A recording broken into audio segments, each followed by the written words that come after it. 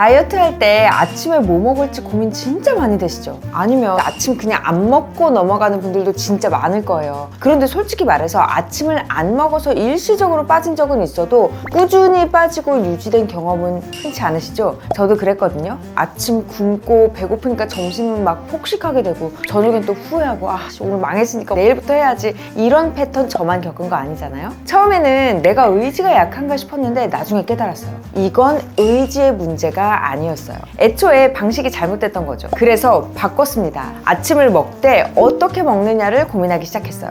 단 그냥 먹는 게 아니라 체중이 빠질 수밖에 없는 조합으로 먹는데 집중했어요. 그랬더니 어떻게 됐을까요? 딱 10kg 빠졌습니다. 그리고 지금까지 단 한 번도 요요 없이 그대로 유지 중이에요. 물론 지금은 제 루틴이 조금 달라졌어요. 그때 처음 체중이 내려가기 시작했던 계기가 바로 그 아침 식단이었어요. 그래서 오늘은 다이어트 한다고 아침을 굶고 계신 분들, 혹은 매일 아침 살을 빼는 중인데 뭘 먹어야지, 이런 고민을 하신 분들을 위해서 준비했습니다. 제가 직접 실천해서 결과를 만들었던 그 루틴을 하나씩 풀어드릴게요.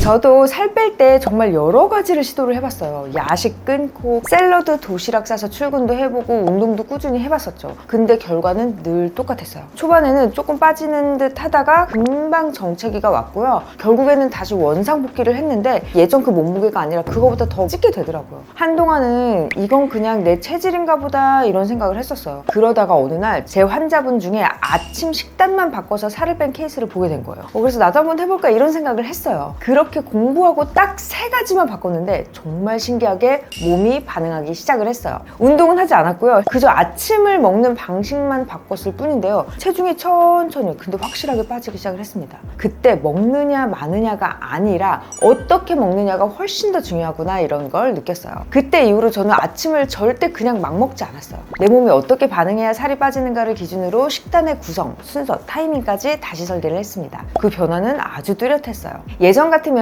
점심 전부터 간식을 막 찾았을 텐데 아침 식사를 바꾼 뒤로는 배가 덜 고프고 점심시간까지 별탈 없이 지나가는 날이 많아졌어요. 식욕이 스스로 조절된다는 게 바로 이런 느낌이구나 싶더라고요. 이 아침 식단 어떻게 구성하는지 궁금하시죠? 그 전에 왜 아침을 굶어도 살이 잘 안 빠지는지 많은 분들이 궁금해 하시잖아요. 저도 예전에 아침 굶는 게 당연히 도움이 될 줄 알았어요. 왜냐면 아침 굶는 게 제일 쉽거든요. 근데 직접 해보고 공부해보니까 이래서 안 빠지는 거였구나 하고 깨달았거든요. 그 이유부터 먼저 알려드릴게요. 많은 분들이 오래 굶어야 살이 빠지지 이렇게 생각을 하세요. 그런데 무작정 굶는 방식은 오히려 지방을 빼기 더 어렵게 만들 수가 있어요. 왜 그럴까요? 첫 번째, 우리 몸은 연료 공급이 끊기면은요 자동으로 에너지 절약 모드에 들어가게 됩니다. 쉽게 말해서 지금 연료가 부족하니 최대한 에너지를 아껴 써야겠다, 이렇게 판단을 하는 거예요. 그래서 근육 사용을 줄이고 지방을 태우는 속도도 아주 느리게 바뀌게 됩니다. 에너지를 쓰는 것보다 남아있는 에너지를 보존하는 쪽으로 몸의 시스템이 점점 바뀌게 되는 거예요. 그리고 공복 시간이 길어지면 혈당도 점점 떨어지기 시작을 해요. 여기서 이런 생각이 들 수 있어요. 혈당이 떨어지면 좋은 거 아닌가? 당이 많으면 살찐다면서, 이런 생각을 하실 수 있을 텐데, 혈당은 너무 높아도 문제지만 너무 낮아도 문제예요. 특히 뇌는 포도당 없이는 거의 움직이지 않기 때문에 혈당이 떨어지면 집중력이 저하가 되고 피로감도 몰려오고 심하면 어지럼증이나 두통도 생길 수가 있어요. 우리 몸은 이런 상황을 단순한 배고픔이 아니라 생존 위협으로 인식을 하게 됩니다. 이때 작동하는 게 두 번째 시스템, 바로 스트레스 반응입니다. 몸은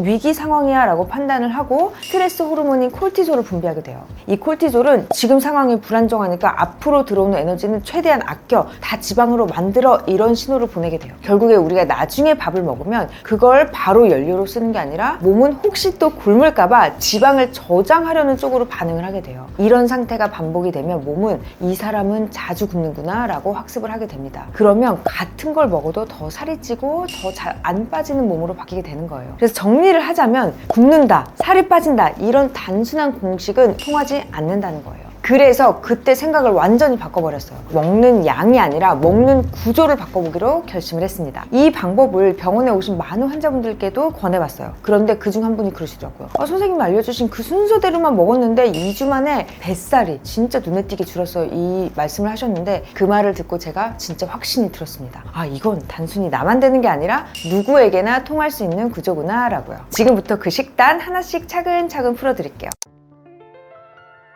저는 이 식단에 누워서 살 빼는 아침 식단이라는 이름을 붙였어요. 따로 운동을 하지 않아도 이 식단 하나로 체중이 줄기 시작을 했거든요. 자, 그럼 왜 이런 이름이 붙었는지 하나씩 설명을 해드릴게요. 사실 메뉴만 보면 정말 간단해요. 먼저 토마토. 사실 이 자리에 들어갈 수 있는 음식은 진짜 많았어요. 뭐 사과처럼 당 함량이 낮은 과일도 있었고, 뭐 심지어 오이나 샐러리처럼 당이 거의 없는 채소도 있었죠. 그런데 제가 방울토마토를 선택한 이유는 혈당을 천천히 올리는 음식이기 때문이에요. 이게 왜 중요하냐면요, 우리가 아침에 처음 먹는 음식은 하루 전체 혈당 리듬의 시작점이 돼요. 이때 단 음식이나 정제 탄수화물처럼 혈당을 빠르게 올리는 걸 먹게 되면 몸은 상승을 잡기 위해서 인슐린을 급격하게 많이 분비하게 됩니다. 그런데 이 인슐린은 혈당을 낮추는 동시에 지방을 저장하는 역할도 하거든요. 즉, 아침부터 혈당이 갑자기 확 올라가면 몸은 지금 에너지가 넘치니까 일단 저장하자, 이런 식으로 반응을 하면서 지방을 태우기보다는 쌓는 쪽으로 시스템이 전환이 돼요. 반면에 방울토마토처럼 당 함량이 낮고 섬유질이 풍부한 음식은 소화 흡수가 천천히 일어나서 혈당도 서서히 오르게 됩니다. 이렇게 되면 인슐린이 천천히 적당히 분비가 되고 몸은 에너지를 안정적으로 쓰는 쪽으로 반응하게 됩니다. 그래서 저는 아침에 첫 음식으로는 혈당을 천천히 올려주는 방울토마토를 가장 먼저 먹었어요. 껍질을 벗길 필요도 없고요. 그냥 칼이나 접시 없이 집어서 먹으면 되니까 진짜 바쁜 아침에 너무 간편하더라고요. 특히 저는 병원 가는 길에 차 안에 몇 개 넣어두고 집어 먹기도 했는데 이게 되게 도움이 많이 되더라고요. 그 다음은요, 삶은 달걀이에요. 달걀은 말 그대로 단백질 덩어리죠. 그런데 왜 굳이 삶은 걸 선택을 했을까요? 계란 후라이나 스크램블, 오믈렛처럼 맛있는 조리법도 많은데 그 중에서도 삶은 달걀이 가장 실용적이었었어요. 왜냐면 기름 없이 단백질만 딱 챙길 수 있었거든요. 그래서 저는 지금도 아침을 먹을 때에는 가장 먼저 삶은 달걀부터 챙깁니다. 그리고 여기서 중요한 포인트, 달걀 흰자에는 거의 순수 단백질만 들어있어서 포만감이 오래가고 혈당이 천천히 오르고 소화가 오래 걸려서 식욕을 억제하는 효과가 있어요. 그리고 이 공복 상태의 단백질을 먹으면은요, 우리 몸은 근육이 들어왔네, 이건 지켜야 되겠다 라고 생각을 하고 지방을 먼저 쓰기 시작을 해요. 그리고 단백질은 소화가 탄수화물에 비해서 느리거든요. 그래서 그 포만감을 오래오래 유지시켜주게 됩니다. 식욕도 자연스럽게 줄여주게 되고요. 자, 그 다음은요, 리코타 치즈인데요. 보통 치즈는 짜거나 느끼하잖아요. 그래서 다이어트 할 때 치즈 먹으면 왜 살찔 것 같잖아요. 그런데 리코타 치즈는 조금 달랐어요. 처음에는 이거 치즈야 싶을 정도로 담백해서 놀랐는데 부드럽고 염분도 낮아서 아침에 먹기에 부담 없이 되게 좋더라고요. 그런데 맛만 있는 게 아니라 기능적으로도 아침 식단에 정말 잘 어울리는 이유가 있어요. 리코타 치즈는 단백질과 지방이 적절하게 들어있는 균형식이에요. 특히 단백질 중에서도 유청 단백질이라는 게 들어있거든요. 이 유청 단백질은 우유에서 추출한 단백질 중에서 가장 소화가 빠른 종류예요. 그래서 소화 흡수가 빠르고 대사도 활발하게 도와줘요. 또 하나 중요한 건 일반 치즈처럼 살찌게 하는 포화 지방이 높지가 않아서 속이 더부룩하지도 않고요. 붓기 걱정도 좀 줄일 수 있어요. 사실 저도 처음에는 반신반의했어요. 근데 막상 먹어보니까 또 진짜 편하더라고요.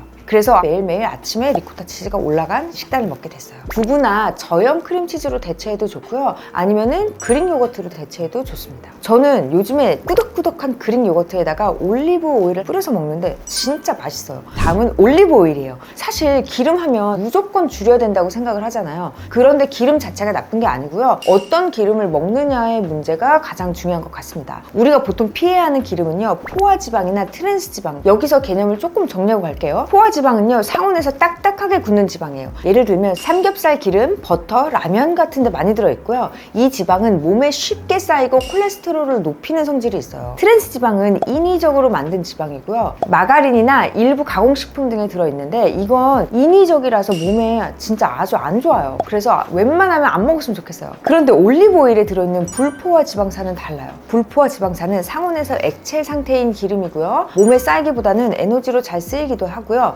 이 지방은 몸에서 좋은 콜레스테롤을 늘려주고 나쁜 콜레스테롤을 줄여줘요. 여기서 콜레스테롤이 뭐냐면요, 많이 들어보셨죠? 피 속을 떠다니는 기름 성분 같은 거예요. 단순히 지방이라고 생각하실 수 있지만 우리 몸에서는 꼭 필요한 재료입니다. 그런데 나쁜 거는 LDL이라는 이 나쁜 콜레스테롤이 많아질 때예요. 이게 많아지면은요, 혈관 안쪽 벽에 들러붙기 시작을 해요. 처음에는 그냥 기름때처럼 얇게 붙다가 이게 시간이 지나면요, 계속 쌓이고 붓고 딱딱해져요. 그러면 혈관이 점점 좁아지고요, 피가 원활하게 흐르지 못하게 되고 심장은 더 세게 펌프질을 막 하게 되겠죠. 그러면 혈압이 올라가기도 하고요. 심하면 심장에 부담이 누적돼서 심장병의 위험이 커지게 됩니다. 반대로 좋은 콜레스테롤은요, 혈관을 깨끗하게 유지하는 데 큰 역할을 해요. 혈관 벽에 붙어있는 그 나쁜 콜레스테롤을 끌어내서 간으로 보내고 몸 밖으로 배출되도록 도와주는 혈관 청소부 같은 역할을 합니다. 그렇기 때문에 기름은 무조건 나쁜 거야 라고 생각하는 것보다는 어떤 기름을 어떻게 선택하느냐가 핵심이에요. 자, 마지막은 통밀빵이에요. 많은 분들이 빵은 살찐다 라고 생각을 하시죠? 그런데 통밀빵은 일반 하얀 빵이랑 구조 자체가 완전히 달라요. 흰 빵은 밀의 껍질이랑 속껍질을 다 벗겨내고 만든 거거든요. 그래서 식이섬유가 거의 없고요. 먹자마자 바로 소화가 돼서 혈당이 스파이크를 치게 됩니다. 그럼 어떻게 될까요? 몸은 인슐린을 확 분비를 해서 그 에너지를 지방으로 막 저장을 하려고 해요. 즉, 빵 한 조각이 살로 바로 이어질 수 있다는 거죠. 반면에 통밀빵은요, 껍질째 곡물을 통째로 갈아 넣기 때문에 식이섬유가 아주 풍부합니다. 그래서 소화가 느리고 혈당도 천천히 올라가게 돼요.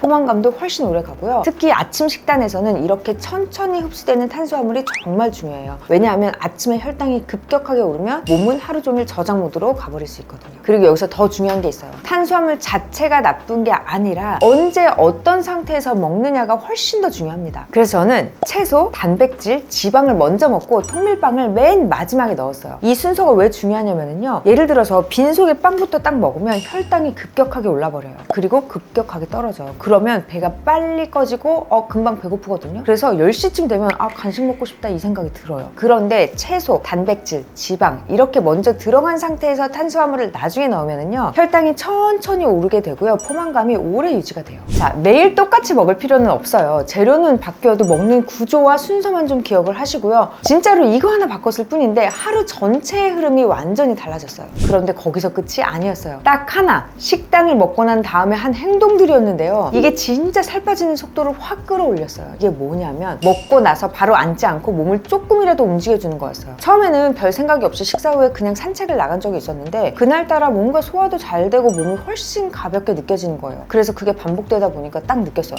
이게 몸이 바로 에너지를 쓰게 만드는 타이밍이구나. 그래서 그 다음부터는 식사 후에 15분, 20분 이렇게라도 꼭 움직였어요. 예를 들어서 병원에서 밥 먹고 나면은 엘리베이터 안 타고 그냥 계단을 오르락 내리락 이런 거를 했었어요. 이런 식으로 내 상황에 맞춰서 실생활에서 할 수 있는 가벼운 걷기나 아니면은 집에서 집안일도 괜찮아요. 그 정도로도 충분합니다. 중요한 거는 먹고 바로 앉거나 눕지 않는 거예요. 이거 딱 하나예요. 이게 왜 중요하냐면요, 우리가 음식을 먹으면 그 안에 있던 탄수화물이 소화되면서 당이 생기거든요. 즉 포도당으로 바뀌고 그 당이 피 속으로 흡수가 되는데 이게 혈당이 오르게 되는 거예요. 이 혈당이 오르면 그걸 에너지로 사용을 하든 아니면 그냥 저장을 하든 몸은 이 두 가지 중 하나를 선택하게 돼요. 그런데 먹자마자 가만히 앉아 있으면 그 에너지를 쓰지 않고 몸속에 지방으로 저장을 한다는 거예요. 근데 이 혈당이 피 속에 올라와 있는 상태에서 몸을 조금이라도 움직이면 그 당이 지방으로 바뀌기 전에 근육으로 바로 흡수가 돼요. 그 타이밍이 바로 혈당을 소비할 수 있는 골든 타임이에요. 그때 가볍게만 움직여줘도 그날 먹은 탄수화물이 지방으로 가는 걸 막을 수가 있어요.